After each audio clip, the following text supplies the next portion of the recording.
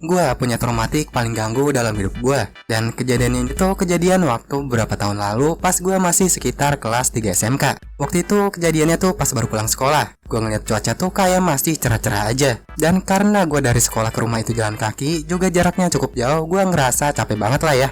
Di sini bagi yang nanya kenapa nggak naik angkot atau motor, karena gua nggak punya motor yang bisa gua pakai. Sama kalau naik angkot tuh males aja bilang kirinya. Nah intinya pas sampai rumah, cuaca yang tadinya cerah tiba-tiba jadi mendung gitu aja. Dan gak lama dari itu hujan tiba-tiba turun. Di sini jelas gua ngerasa adem lah ya. Abis capek-capek jalan panas-panasan, akhirnya gua bisa istirahat sambil gua buka laptop buat nonton anime waktu itu. Gak lama kemudian, karena gue ngerasa pengap, gue ngebuka jendela kamar gue buat bisa nikmatin pemandangan hujan sambil terus nonton anime sama minum kopi yang baru gue bikin. Gak sampai 5 menit gue duduk, gue ngedenger petir yang cukup keras. Dan di sini gue gak mikirin karena pikir gue waktu itu gak lagi nyalain internet sama sekali. Dan gak lama setelah itu, pas lagi seru-serunya nonton anime, gue tiba-tiba ngerasa hilang kesadaran. Yang tadinya gue lagi duduk, entah kenapa tiba-tiba gue jatuh ke lantai gitu aja. Awalnya gue bener-bener gak ngerti apa yang lagi kejadian. Sampai 5 detik kemudian gue sadar kalau gue jatuh ke pental karena kesambar petir. Kuping gue waktu itu sakit banget dan gue langsung lepas headset yang gue pakai. Karena kuping gue sakit dan terus ngedengung, gue coba siram pakai air minum yang ada di gelas dan terus nyiram kuping gue dikit-dikit. Awalnya pendengaran gue beneran kayak rusak dan gak bisa berfungsi. Tapi untungnya lama-kelamaan bisa kembali normal. Dan sebenarnya gue kesambar petir ini tuh gak secara langsung. Ya kayak cuman kena aliran listriknya aja, yang karena kebetulan waktu itu gue lagi pakai headset, aliran listriknya tuh langsung ngenain kepala sama otak gue.